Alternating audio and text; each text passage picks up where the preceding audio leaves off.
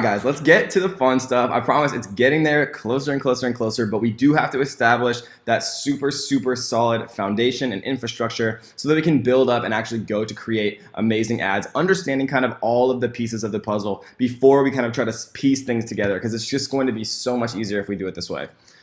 So let's talk about the ad life cycle. Right? So nothing draws a crowd quite like a crowd. I've always thought that this was an amazing quote from P.T. Barnum. And this exact mentality and quote holds so true in modern day advertising, especially on Facebook, right? And so the ad life cycle is get social proof on your ads in the form of likes, comments, and shares to generate attention for your ad, right? If people see an advertisement on Facebook and it has 1 like or 0 likes or no social proof at all, no comments, nothing, they're gonna think to themselves like, what's wrong with that? I probably shouldn't even pay attention to it. And we do this subconsciously. I do it, you do it, whether or not you realize it. People that see incredibly popular ads or things that have been shared thousands of times or have a ton of comments or 10,000 likes or something crazy like that, you're going to stop and take a second look, because if other people are interested in this, you're thinking to yourself, even subconsciously, wow, like so many people are interested in that. What is this? I got to see it for myself. Like if you're walking down the street and you see one person staring up at the sky, you might not look. But if you see 5 people staring up at the sky, you're probably going to look. What are they looking at, right? You're curious. You're curious what these other people are interested in. And we're going to take advantage of that in our own advertisements. We're going to take advantage of the fact that people are attracted by other people's interests, right? Nothing draws a crowd quite like a crowd. And so the first thing that we're going to do is get social proof on our ads. Right? Offer something for free to get people into your ecosystem in the form of a lead magnet. We talked about that, right? And then once we actually kind of do that, we're going to leverage the power of the Facebook pixel once we're able to identify who visits our page, right? And so it's super important to kind of understand the logic of Facebook ads and the life cycle to be most efficient. And so the first thing that we're going to do, guys, is get social proof. So once we get social proof, then people are going to be interested in our ad and we're going to drive traffic to our website. And then once we've driven traffic to our website and we have pixel data, then we're going to actually start to convert those people using the unbelievable power of Facebook's information, Facebook's private information, to actually run what's called conversion campaigns, which, shows our ad only to people who have proven through their browsing history on Facebook to be most likely to actually convert and purchase offers, guys. So how do we actually do this? Step 1, we are going to generate social proof. So we are in the ads manager right now of Business Manager. These are marketing objectives, right? We went through this really quickly in the previous module. In this module, we're going to go through every single one of these and when to use them in the best scenario, right? We're going to talk about what to use lead generation for example. We're going to talk about the best way to use brand awareness, what it converts on, how to make the best use of it to give you the most results for the cheapest price. But for right now, we're gonna talk about step 1 of how to generate social proof for our advertisements themselves, right? And so we're gonna do engagement. So what engagement is, get more people to see and engage with your post or page. Engagement can include comments, shares, likes, and event responses and offer claims, right? And so what we're interested in, and what a lot of people call this is PPEs, right? So page post engagements.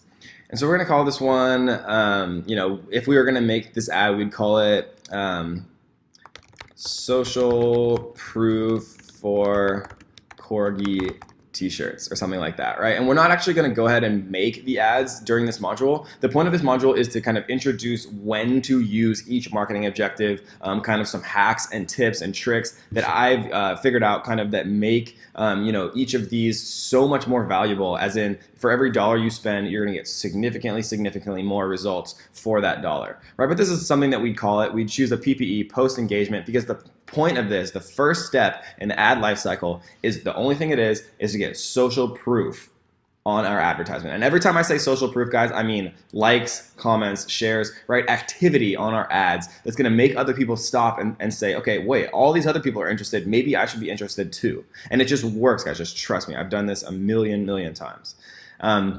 So we're gonna choose post engagement. And then the next step, guys, once we kind of get some engagement on our advertisements, and we're gonna go through exactly how to do this, right? We're gonna set up a post engagement ad. We're gonna show you how to use the post engagement hacks that I figured out to get pennies on the dollar engagement that nobody else is doing, that we use in all of our advertising campaigns. Basically what we do, guys, and we're going to go through this very in depth in the modules. We're actually going to create a ton of different example ads. What we do is we target people in much cheaper cost of living countries, right? Developing countries. And there's a few really specific countries that are so cheap to get post engagement, because the beautiful thing is, guys, people don't care where your engagement's coming from. They're not looking at who's liking it. They're not looking at who's commenting on it. They're not looking at who's sharing it.